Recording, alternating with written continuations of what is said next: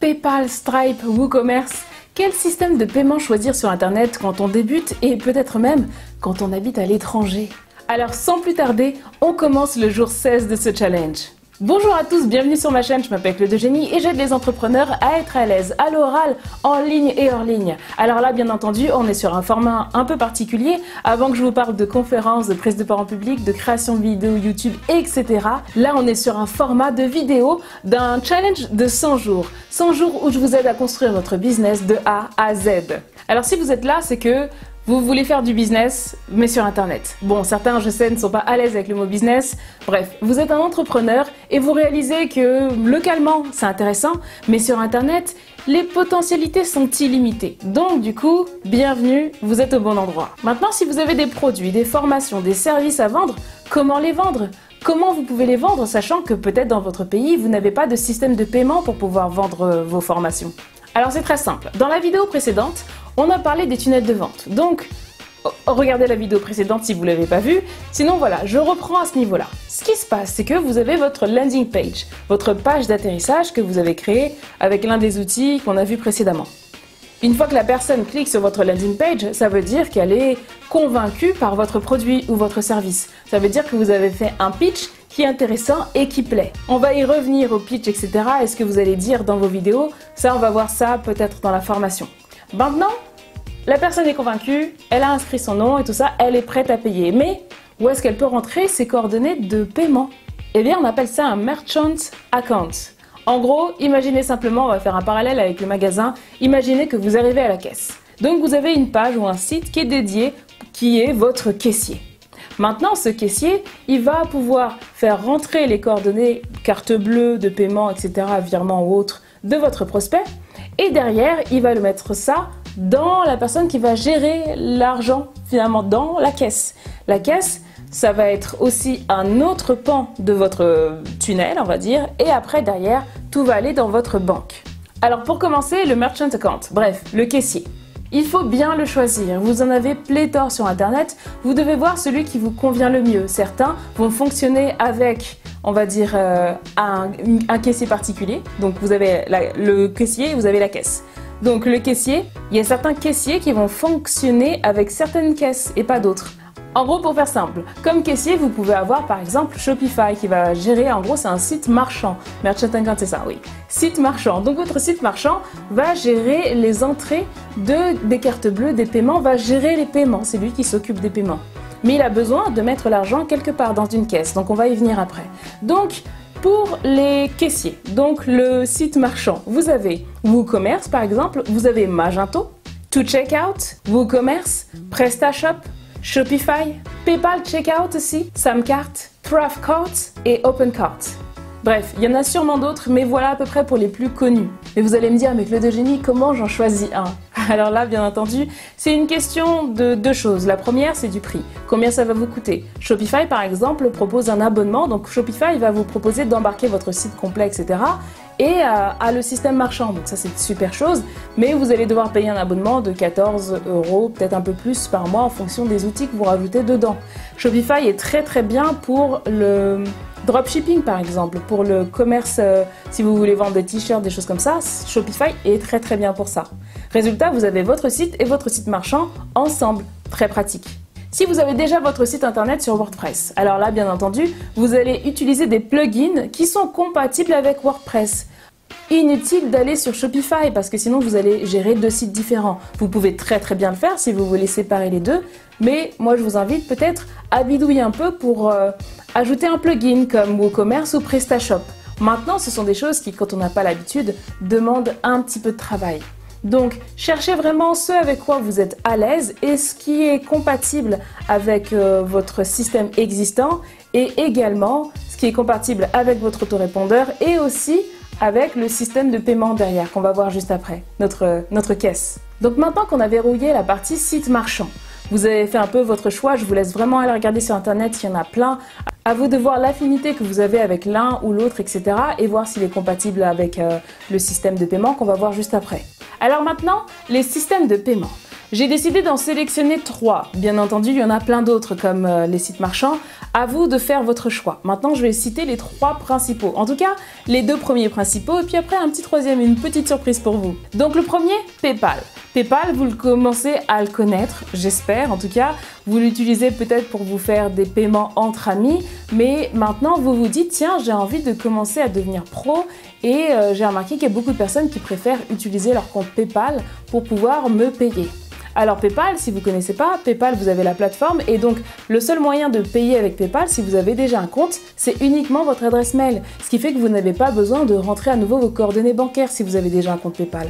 Beaucoup de personnes préfèrent cette solution parce que ça leur évite à chaque fois de mettre leurs coordonnées bancaires sur Internet. Maintenant, bien entendu, pour ceux qui n'ont pas de compte PayPal, il est possible, si vous êtes marchand et que vous avez un compte PayPal, il leur est possible de rentrer leurs coordonnées bancaires même s'ils n'ont pas de compte PayPal. Maintenant, il faut savoir qu'aujourd'hui, votre compte PayPal, vous l'utilisez peut-être pour faire principalement des dépenses, rarement pour recevoir de l'argent.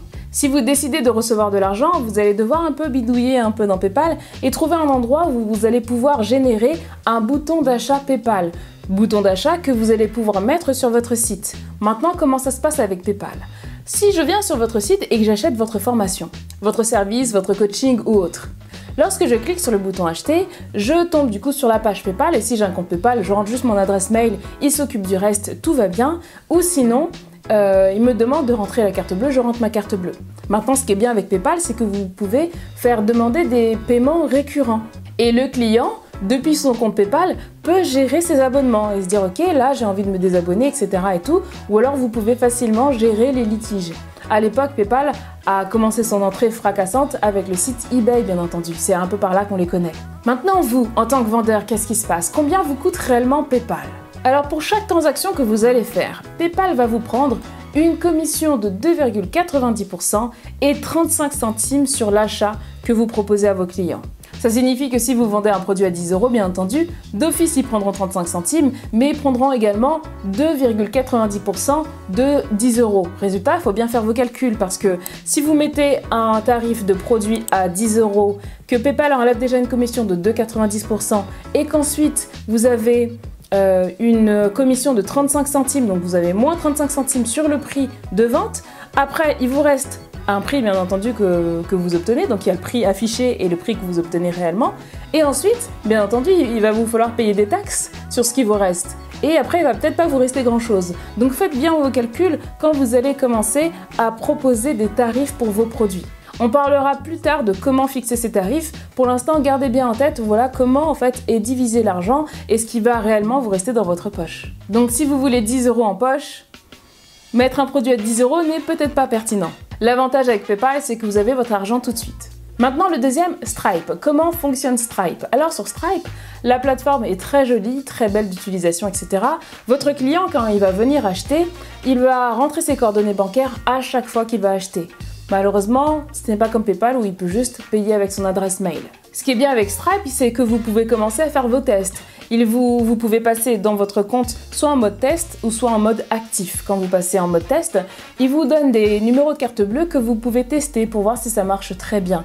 Vous pouvez bien entendu faire des paiements récurrents, ça marche très très bien aussi. Maintenant en termes de tarification, combien coûte réellement Stripe? Alors Stripe est moins cher que PayPal. Stripe c'est 1,14% de commission par transaction plus 25 centimes. On est loin des 35 centimes demandés par PayPal. Maintenant attention, particularité avec Stripe, c'est que ils gardent l'argent pendant 12 jours. Alors vaut mieux vous y préparer, ils sont peut-être moins chers, mais vous n'aurez pas l'argent immédiatement. Ah, autre chose que j'ai oublié de mentionner avec PayPal. Lorsque vous allez commencer à faire des ventes avec PayPal, je vous invite à les contacter parce qu'ils vont être un peu surpris si du jour au lendemain, ils vont arriver plus de 50 000 €, on va dire. Si vous faites un lancement, que vous avez la chance de faire un gros montant, eh bien, il faut les appeler, les prévenir pour qu'ils ne soient pas surpris si vous faites un lancement. D'ailleurs, ils disent sur leur site que si vous comptez gagner plus de 50 000 € par mois, ils vous invitent à les appeler à ce moment-là parce que du coup, pour qu'ils voient avec vous, peut-être que les commissions sont moins élevées. Maintenant, je reviens à Stripe. Stripe, l'avantage de Stripe, bon, même s'ils gardent l'argent pendant 12 jours, c'est que Il est vraiment multiplateforme et beaucoup de sites marchands intègrent Stripe. Et ce qui est bien, c'est que si jamais il y a une fraude à la carte bancaire, Stripe vous prévient et vous dit attention, alerte, là on sent qu'il y a une petite fraude. Moi ça m'est arrivé lorsque je faisais du dropshipping, j'ai quelqu'un en fait qui a acheté des vêtements sur mon site. Et en fait, ils avaient utilisé plusieurs cartes bleues et j'ai vu plusieurs transactions passer. Ensuite, un petit nouveau que je viens de découvrir, ça se trouve ils sont pas nouveaux, ça se trouve ça fait longtemps qu'ils sont là, Cybersource. Alors là, mes amis qui n'habitaient pas en Europe, etc. et qui avaient du mal à créer un compte PayPal parce que c'est pas ouvert chez vous, je pense que Cybersource peut être la solution. Cybersource est disponible dans plus de 190 pays. J'ai vu dedans qu'il y avait Malte, le Congo, le Cameroun, etc. Tout un tas de pays d'Afrique et je vous invite à regarder un petit peu. Je ne connais pas très bien cet outil parce que j'en suis pas familière et j'en avais pas encore le besoin jusqu'ici. Mais j'ai vu que beaucoup d'entre vous me demandaient « mais Claude Eugénie, je fais comment? Moi j'habite à l'étranger et je peux pas encaisser des paiements. » Eh bien, quand j'ai découvert Cybersource, j'ai écumé Internet pour vous, ça m'a pris énormément de temps, et j'ai découvert Cybersource. Je trouve leur site bien fait, ils évitent la fraude, etc. Ils ont l'air vraiment très sérieux, et en plus, je pense qu'ils sont disponibles dans votre pays.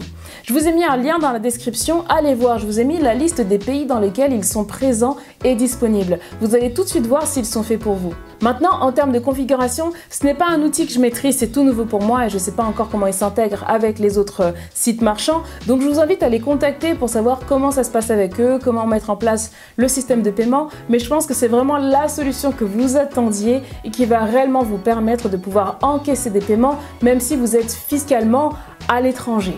Maintenant qu'on a couvert les sites marchands, les systèmes de paiement, il faut encaisser tout cet argent. Comment on le fait? Eh bien, vous avez forcément des banques localement qui sont prêtes à encaisser l'argent que vous avez sur Internet. Maintenant, moi, mes 3 banques préférées sont les suivantes.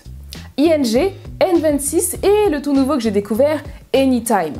Alors, ING Direct, on le présente plus. Vous savez, le logo avec le lion, la marque orange, etc. Il y a du parrainage, bien entendu, donc je vais vous mettre un lien et puis rentrer mon code parrain si vous voulez ouvrir un compte. Je pense qu'il faut être en France parce que c'est un compte français. Donc, principalement, je sais que mes amis étrangers, je ne sais pas encore si vous pouvez ouvrir un compte sur ce site-là. Il demande un minimum à verser par mois. Mais au-delà de ça, la carte bleue est gratuite et tout, enfin, c'est vraiment un compte qui est gratuit, c'est vraiment agréable. Donc ING, j'aime beaucoup.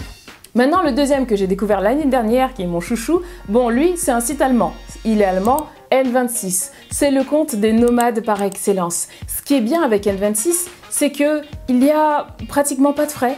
Presque 0 frais. Et encore, la dernière fois, j'ai été surprise. J'ai vu une ligne positive. Bon, mon compte est positif, certes, mais j'ai vu que j'ai reçu de l'argent de la part de N26. Donc, je ne sais pas s'ils font du cashback ou quoi que ce soit, mais le compte a l'air d'être légèrement rémunérateur, ce qui est un bon point pour N26. Maintenant, l'ouverture se fait très facilement en ligne. Vous prenez une photo de vous parce qu'ils veulent voir si c'est bien vous. Vous prenez une photo de votre passeport. Bien entendu, ils vont vous envoyer la carte bleue et des documents chez vous à la maison. Donc, idéalement, ayez une adresse domiciliée en France, si vous pouvez faire arriver les documents par exemple chez vos parents, ou alors si votre entreprise est domiciliée en France, vous faites arriver les documents au siège où là vous voulez les faire arriver et puis après vous récupérez tout ça. Donc c'est très facile à ouvrir, banque allemande. Donc attention, peut-être que parfois j'ai remarqué que parfois certaines transactions, en tout cas avec des Français avec qui je suis, ont du mal à faire des transactions vers un compte allemand. Ça reste européen, mais bon, à vous de voir et de vous renseigner. Moi, c'est un compte que j'apprécie.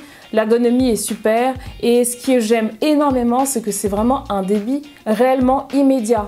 Si vous allez à la caisse et vous payez avec votre carte bleue, qui est une carte aussi sans contact, au moment où vous payez, vous recevez un message qui vous dit « Telle transaction est passée à 2,99 €.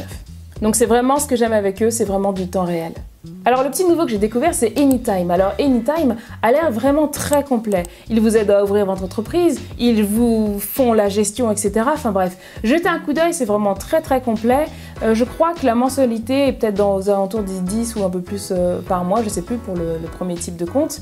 Mais là, c'est vraiment un compte professionnel. Donc si vous êtes professionnel, vraiment, parce qu'en France, si vous voulez, quand on est auto-entrepreneur, vous n'êtes pas obligé officiellement d'ouvrir un compte, mais c'est recommandé.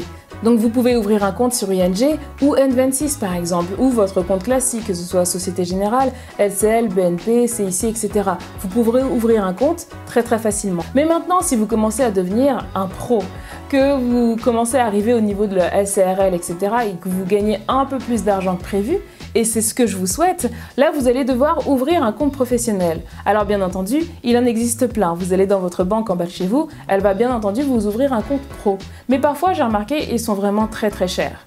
Moi, ce que j'ai trouvé avec Anytime, c'est que j'ai trouvé vraiment le compromis par rapport aux banques physiques normales et c'est vraiment intéressant si vous voulez avoir un compte professionnel. Donc si vous en êtes à rechercher un compte professionnel, je vous mets un lien dans la description, je vous invite à aller voir ce que fait Anytime, comment ça se présente, etc. Vous allez vraiment, j'espère que vous allez aimer en tout cas. Même si que vous aimiez ou que vous n'aimiez pas, je vous invite toujours à comparer. Moi aujourd'hui, je ne fais que vous proposer de l'information, vous restez libre de vos choix, je vous invite à comparer pour prendre les meilleures décisions pour vous. Waouh, ça y est, on a couvert ce sujet de l'argent, comment l'encaisser, etc. Et je suis sûre qu'à ce moment-là, avec tout ce que j'ai dit aujourd'hui, il n'y a plus de barrière pour vous, il n'y a plus aucune raison. Bon, mis à part la technique, la simplicité d'utilisation, etc., on fera une vidéo, je crois que c'est le jour 24, où je vous parlerai des outils du web qui vont vous permettre de gagner en productivité, etc. Mais là, pour l'instant, commencez à jeter un coup d'œil sur tous ces systèmes de paiement, etc. Je dis beaucoup etc, non? Il faudrait que j'arrête de dire ça sent bon. Quoi qu'il en soit, regardez tout ça, laissez-moi vos commentaires, laissez-moi vos impressions, dites-moi ce que vous avez pensé des liens, est-ce que Cybersource vaut le coup si vous êtes à l'étranger et tout. Et abonnez-vous, mettez les notifications, comme ça vous êtes au courant, partagez aux personnes que vous connaissez et je vous retrouve dans la prochaine vidéo. Au revoir.